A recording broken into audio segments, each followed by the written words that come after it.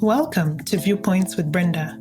I'm your host, Brenda Ntambirwechi, and on this podcast, you'll hear plenty of conversations with African professionals, change makers, innovators, influencers, and entrepreneurs from all sectors.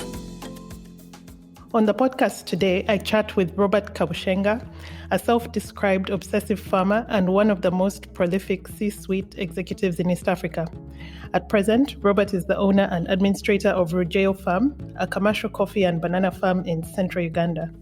Prior to full-time administratorship at Rugyeyo, Robert was the chief executive at Vision Group, where under his leadership, the Vision Group progressed from a print media house into the major media conglomerate that it is today. So Robert, welcome to the podcast. I'm very excited to have you on. Congratulations on your retirement, firstly. Well, if I wonder why people keep congratulating me for retiring. I mean, it's what I don't know if it's an achievement or a milestone. I really don't know. But thank you anyway. Thank you. I think it's because we're not used to seeing people live when we feel like they're at the helm or at the peak. So I think to many of us, it's a bit interesting that this is the point when you've decided to step back and, do your own thing. There was like 5,000 people who all got in touch with me once I made the announcement that I was leaving. And all of them used that word. Exactly. All of them. Everybody kept saying congratulations. I'm like, okay, wow. Yeah, I guess it's some kind of achievement. So I'll take it. Well, as a big believer in giving people their flowers while they can still smell them, I must say that you achieved... Yeah, that's a good phrase. Yes. You achieved so much at Vision Group. What you achieved is really extraordinary. What would you say was your peak achievement while you were CEO? It was to engender a culture of innovation and to free people to pursue their passions within the professional framework. So it was sort of like liberating people, and people would sometimes ask, do you really mean this? I said, yes, go ahead and try it. So what I did was to tell people that we will only punish crime and wrongdoing. Mistakes and failure will not be punished. Now that allowed people to explode in terms of ideas and to try things without fearing that they would lose their jobs if the things that they proposed or tried didn't work out. So for me, I think that at a personal level, taking away all those inhibitions and letting everybody know that if something went wrong, I would take responsibility for it. I wouldn't throw anybody under the bus. So once that happened, then it freed up a lot of creativity and a lot of innovation. And people would come to me and say, I have this idea. Do you think we should do it? And I'll say, let's go and do it. And they say, are you serious? I said, yes. And I said, actually, let's try it tomorrow.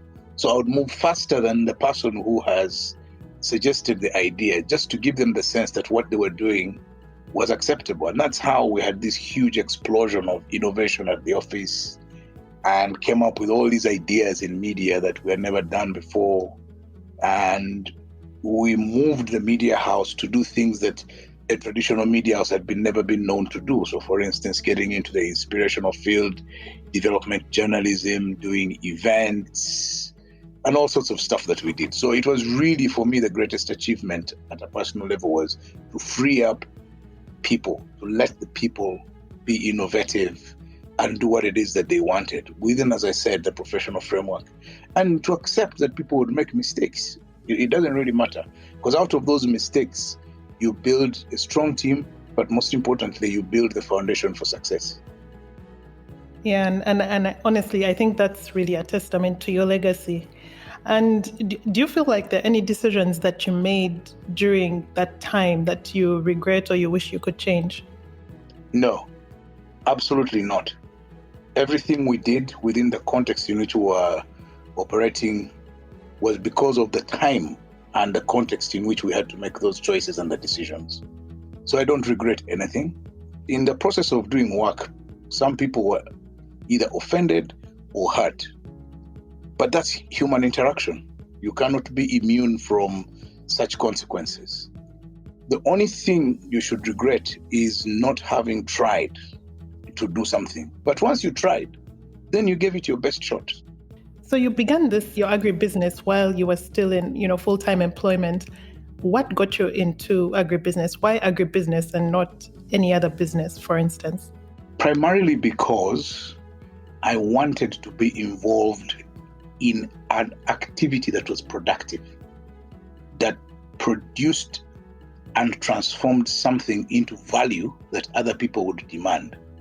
Now, it's either manufacturing or agriculture or such a specialized service that has not been commoditized, that you'd be the only one or a part of a small group offering it. For instance, high-end tourism or very specialized knowledge in terms of consultancy. Agriculture came naturally for a number of reasons. One, I already owned the land. Two, this is an agricultural country. Three, I'd had some interaction with the farming community, and I saw opportunity for a person like me create even better value in that process by bringing knowledge, by bringing organization, discipline, structure, an activity that can benefit from that, and then go into a crop or crops or activities where we have a competitive advantage. There are very few large-scale coffee producers in the world. Uganda is one of them. So why not be part of that already existing process? Uganda produces and is primed for bananas. So that was the thinking. Now, the other point was, of course, that, which as I've said before, was sentimental, that ultimately my grandfathers had both been fairly large-size farmers. My grandfather, George William Kabushenga, had grown tea on a fairly large scale, and coffee, and bananas. My maternal grandfather, Yekoyasi Mandu in Mbale, had done the same. The only problem with him is that then he wound up with a fairly large family because of polygamy, and so had to fragment the land holding. But because of the subsequent civil war, and then their children were more interested in looking for a livelihood in urban areas, so nobody carried on the family tradition. So in a sense, I felt like I was a man on a mission to revive a family tradition. So those are the reasons. In there, as I started, I found a passion, I found a new sense of purpose, I found fulfillment, and most importantly, doing something completely different gave me a sense of renewal, a sense of rebuilding from a different angle after many years on the corporate treadmill. When you go to take a walk in the coffee plantation or the banana plantation and you're alone and you're reflecting on life, there's no better place to be than in your own farm. Yeah. Now that you're your own boss and fully in agribusiness, do you see differences in having like Rugyeyo as your main gig as opposed to having it your side hustle? And how is it being your own boss as opposed to you having to, let's say, report to a board or something? It's still quite shocking, and I'll tell you why. Suddenly you realize that you're on your own. And if you don't do certain things, you will starve. It's just that basic, Brenda. It's just that very basic. Because there is a way the structure of employment protects you from some of the worst elements of life. There'll be an office, there'll be a system that takes care of many things, including a lot of your own welfare. So for instance, there's somebody who will go and pay your bills. There's an office messenger who will go and do that. There's an assistant who will bring all your papers to the table. And somebody will think for you, say, would you like some lunch? Those things. But now when you're on your own, you have to do all those things. I have to go to the bank myself. I have to go and pay the bills myself. I have to go and find them, and I have to sit down and make notes to do things that are even very basic tomorrow that would have been reminded to me by an assistant. So I'm my own assistant, have to manage my own personal life in as minute a detail as I've never done before. And if I don't, I will forget to do certain things. And if I forget to do those things, some of them are disastrous. For you, maybe, and for many other people listening to this, they'll think, but we do that regularly. Yes, but you haven't operated at my level before. So when you've operated at this level, you've got to start to think differently now. And that adjustment calls for a lot of humility, a lot of acceptance that you are not what you used to be before, and that now the situation is different and requires you to respond differently. And then you become more cautious, you become more careful, you become more deliberate, that everything counts. I'll tell you, when I go to the farm, I spend some nights at the farm, and I have to remember that when I wake up, I must lay my own bed and I must clean my own quarters where I live. Otherwise, I'll be in a filthy situation. So if I don't do that, and if I continue to behave like I am a boss, like I used to be, that's different. Then I'll suffer. So the realization that you're on your own, you must come to that realization very quickly. I used to give talks and I used to tell people no one owes you a living. Now, that has come to me in very stark reality. Actually, nobody owes me anything.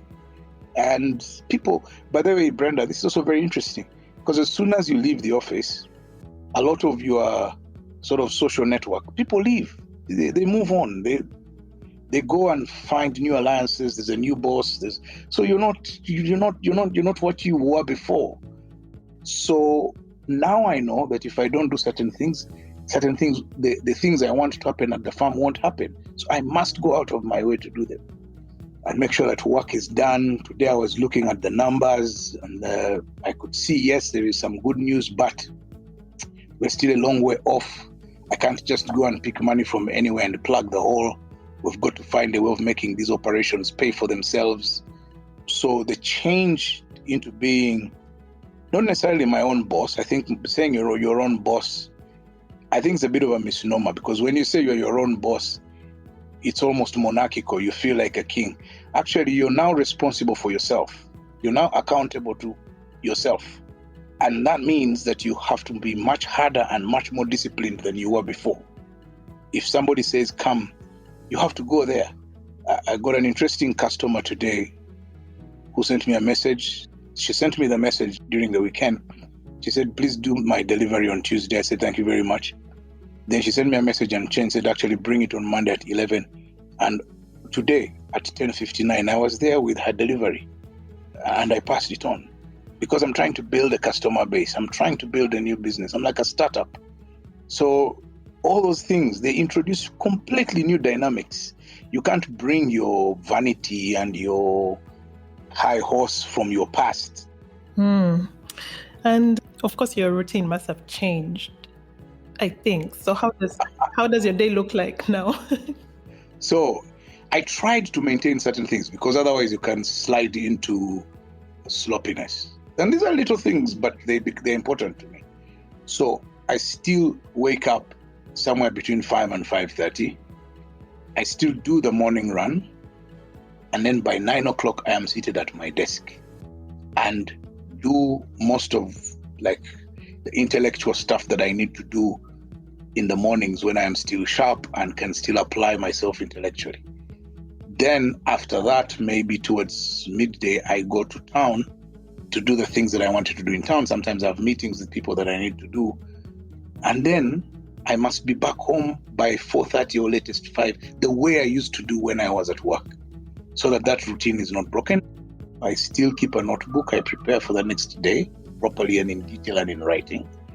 And then I go to bed at 10:30, like I used to before. When I'm at the farm, there's just a slight change. I still do the morning run. I come back, do the intellectual work. Then I go and walk around the farm. And then after walking around the farm, I meet the team and we prepare for the next day. Then I come sit down, make my notes for the next day. So then I do some others, either read or make some other notes that I want to make till about 9. I'm minimizing the amount of time I spend online, and therefore in terms of engagement, because you can just end up wasting a lot of time online without getting much done. So when I'm at the farm, I avoid it completely throughout the day until nighttime. That's when I start engaging, even WhatsApps and all of that stuff. Because my argument is, if there's an emergency and anybody really wants me, they'll ring me. So I spend 2 days in Kampala, 2 working days in Kampala, 3 at the farm. So that's how it works. Do you find that the practices that from you being at that C-suite level that you feel that you're implementing in the management of your farm? Yes. You develop a certain sense of structure and sense of objectivity. So the first thing is realizing that this is a business and that it's generating income and that income is not your money. That's one. Two, you have a much higher standard in terms of performance. You want things done in a particular way. Three, you have a certain patience with people. So you apply it, whether it's at the farm or in the organization where you are. So I've learned how to deal with people, how to let some things go, how to insist when and where to insist on others, and which ones to let go. But most importantly for me is record keeping and writing things down. It takes a while to build that system, but you ultimately know you need to have the minutest records. Like today, I've just been told that 132 stems of plantain have been infected by banana wilt. So we are now having to deal with a banana wilt infection in the plantation. And when you see that, then you now go to look for, you rely on your crisis management and problem solving skills that you learned along the way. And that's how you build these kinds of activities into functional businesses. And once they become functional businesses and they're out of the ground, then either investors or your family start to see the benefit and they join. And then this is how they become lasting enterprises. And, this passion you have for coffee especially is, it's actually it's impressive and it rubs off on many of us. I hope it is infectious enough. You've influenced a lot of us, to get into this coffee thing. Yes. Yeah, and personally, I've tasted the coffee. I love it. So yes. Are you planning on distributing continent-wide? What's the plan for the Rugyeyo coffee? Well, first of all, the first thing I need to do is to move beyond what my grandparents did. So my grandparents grew coffee, had small pulping machines, and then dried it in the sun and sold it as beans, as commodities. I want to sell a final product to the extent that I can. But before that, I must put myself in a position to move my crop from just being on the tree to becoming a final product of even higher value. What do I mean? I should be able to do some fundamental processes at the farm and get myself to a level where I have choices, either to sell beans or to sell roasted or ground coffee. We need to develop, first of all, a love for our own coffee.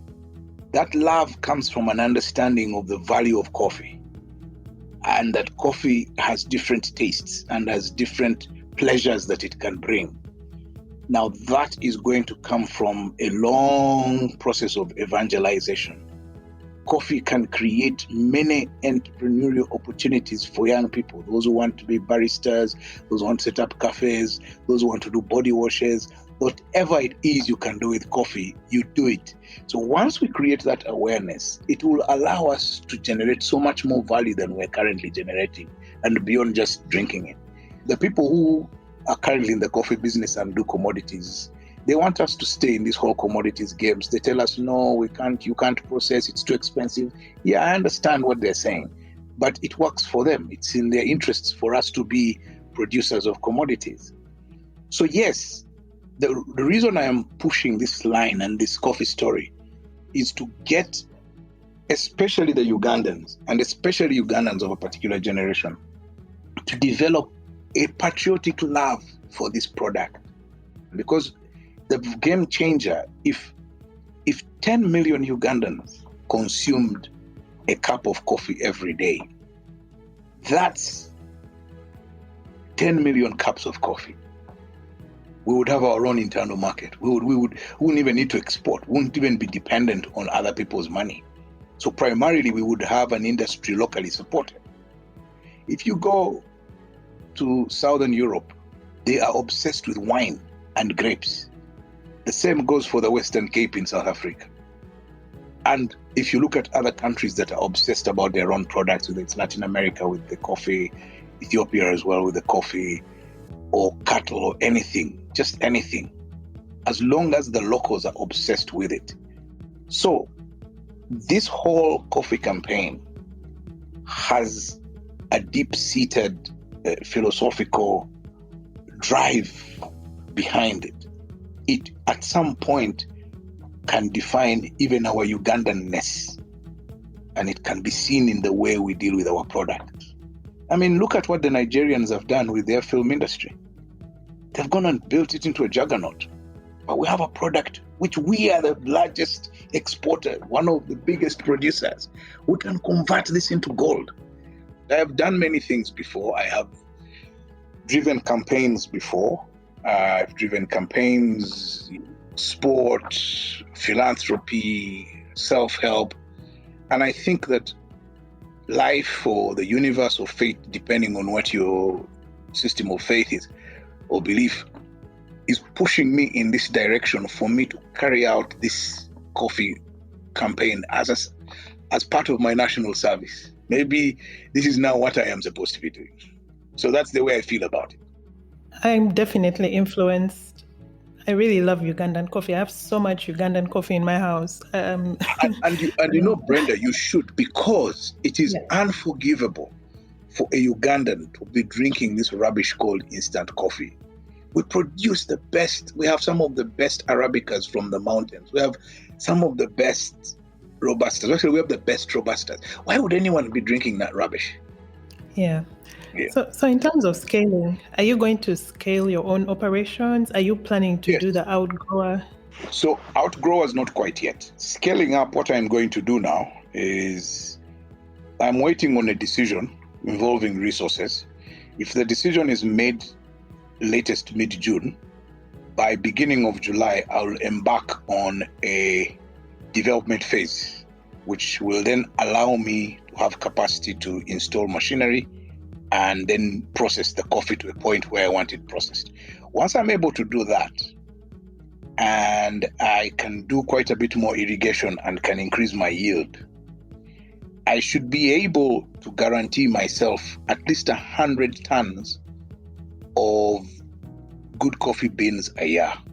So I'll have my own primary crop, whose taste and whose texture I can guarantee, because I'm the one who has handled it from the crop to the cup. That I can guarantee. So I can then go to the market and say, I have this. Once that is up and running and I have paid attention, the same old story about when you're in an aircraft and there's a problem, first put on your own breathing mask before you help others. I first want to master my own operation and bring it to a standard that establishes my reputation as a producer of good coffee. Once that is established and I have a standard, I can then now start to work with other people by requiring them to do things the way I do them. I am not an aggregator. It's aggregators or traders who like to go and buy coffee from everywhere and then process it and hope for the best. No, I'm not like that. Or people who are packaging coffee. There are lots of people doing that, packaging coffee. But what they do is they go and buy beans from Mbale, from Kapchorwa, from Renzori, from Luwero. They buy the beans and package them. But you see, the coffee being coffee, at some point they'll buy beans whose taste is not consistent. So you're getting your customers used to something a promise you can't sustain. But for me, because the beans are mine and I'm the one producing them and I'm doing the things that need to be done, I have the promise. So because I have that promise, I can then carry that promise, put it through a process, machines and all, and at the end I'll be confident that the product that comes out is the same as it was 2-3 years ago. That's why, yes, I am going to scale up, but I'm scaling up not at the level of production, because I've already sorted out the production in the sense that in April, I planted more and covered the spaces that were left. So I have increased my acreage significantly. So in terms of yield, that is done.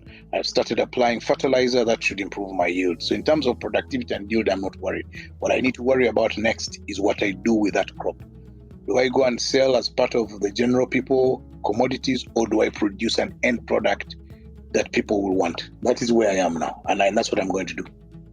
Yeah. And in terms of retirement planning, because I listened to a talk that you had for one of the Rotaract districts in Kampala recently, and you Yeah. emphasized retirement planning. And I think this is a message that needs to be amplified, especially to us, the younger, Ugandans. Actually, I'm not too young, but you know what I mean. Yeah, no, you're So, young. so Yes. yeah. So what advice do you have for people who are now in the workforce and who are not seeing retirement as a reality, but obviously it's something that we're all going to go into at some point in life? Brenda, when I was much younger, I mean, we had a blast in Kampala. I don't know if people still enjoy the way we did. I mean, we went out, we grooved, we danced, as we used to say then, we swallowed. We behaved as if that is how life was going to be until we left this world. But then as we kept growing, you came face to face with reality. So first of all, you've married someone's daughter. Then children are coming. Then you must pay fees. Then you must have a roof over their head. Then there must be food. Then certain things end and a new life comes in. What is the moral of what I'm trying to say in sort of a convoluted and probably even more confusing manner? I will say exactly what I told the Rotarians that day, that if there's only one lesson you take from this, from either my experience or from my discussion today, it is that as sure as night comes after day or day comes after night, the end will come. Whatever your situation is now will come to an end. When the shock of the end hits you, at that time, you cannot think of how to manage that end. You're too emotional, you're not rational, you're overwhelmed by the circumstances, you cannot start to think strategically. But if it is something you have contemplated before, written things down, played it out in your mind, and then you play out the things you would do in your mind. So when that time actually comes, what you do is almost like second nature. You don't even need to think it, because the energy you also require at that time to think through these things is so much that at a point of the end, you're too drained to marshal that energy to think. So when I started to think about the end, this was 7 years ago in 2014, I started to play out scenarios in my mind. Sometimes I would even write these things down in my notebook. What if I left my current employment? What are my options? What would I do? And then suddenly you realize your options are so limited. And then under what circumstances would I probably leave? If I left under these circumstances, how would I respond? Over time of playing that out in my mind, I developed a plan. And Brenda, let me tell you this. The day it was obvious to me that I had to go, that plan, which I had been rehearsing in my mind and on paper, is exactly how I played it out, and I can tick off 11 steps, all of which I took. And it helped me to maintain the presence of mind to manage this situation in a gracious manner. But that was just one element. Now, yours, it may not be work. What if it is death? How will your affairs be managed? How can you contribute to the better management of your affairs after you've gone? How do you put things in place to say, if this will happen? I know my children, I know my wife, I know this, maybe I should organize things this way. So these things are important. And for you, the younger people, you have time. Start thinking about them. We were unfortunate in the sense that there were no people like us talking to us at that time. Maybe we would have approached life differently earlier on. We've been lucky that it wasn't tragic, and so we've been able to turn certain things around. But now you have us, and we're telling you, contemplate the end. How do you want the end to be managed? Or start thinking, if you're in your 30s now, how do you want to live life in the 40s? What is your dream? You're not going to start manufacturing the life you want in your 40s when you're 40. You start when you're 30. If you want to be healthy in your 40s, then start exercising now in your 30s and eating healthy. You have a responsibility to yourself to be forward-looking, to anticipate situations. And there's so many lessons around us, of how life can turn out, that we should look and learn. You have a responsibility, young people, to be forward looking. Have your dreams, have your ambitions, and by God, stick by them. But be forward looking and then be practical in the way you start preparing. Don't live for now. And don't be consumed by all this social media stuff, which is for the moment, and thinking that life is what you're seeing on social media. No. Life is actually real. Prepare for those, I think in economics, it's called imponderables. Yeah, no, I am 100% for this message, because it's advice that I got really early. As soon as I left for the diaspora, it's advice that I got, and I'm glad that I got it. One of my advisors, when I had just been appointed as CEO, told me, "You've been appointed?" I said, "Yes." He said, "Okay, now start preparing for your departure." And this is 15 years ago. At that point, I made a decision. I never had any personal stuff in the office, because I was always ready to leave at very short notice within 20 minutes of a decision being made about my departure. So just know that the moment you become something, the end of that something is something you must contemplate. Absolutely. Yeah, no, Robert, I really want to thank you, for doing the podcast. And I really feel like, in this era where adaptability is one of the most important qualities to have as a human, you are really approaching this season of your life with so much grace and with so much, humility, and with so much, you give so much to everybody. And, for those of us who know you personally, we always appreciate the advice. We love to interact with you because you always drop these gems, So it's a privilege to share these chats that we would typically have off air with, the rest of the world. And, so thank you. Thank you so much, for coming on. I really, really appreciate it. I am rooting for you. I'm rooting for Rugyeyo. I love the coffee. And I'm sure everyone who has tasted it can attest to the same. And I can't wait to stock up on more bags. Just know I still have my bags, but I can't wait to stock up. Drink it sparingly. Yeah, absolutely. Thank you so much, Robert. You're most welcome. Thank you for listening to Viewpoints with Brenda. To keep the conversation going, follow us on Instagram at Viewpoints by BN, and follow me on Twitter at Kasabiti. That's KASABIITI. To hear more conversations like this, follow the podcast, subscribe, like, and feel free to leave us a rating. See you next time.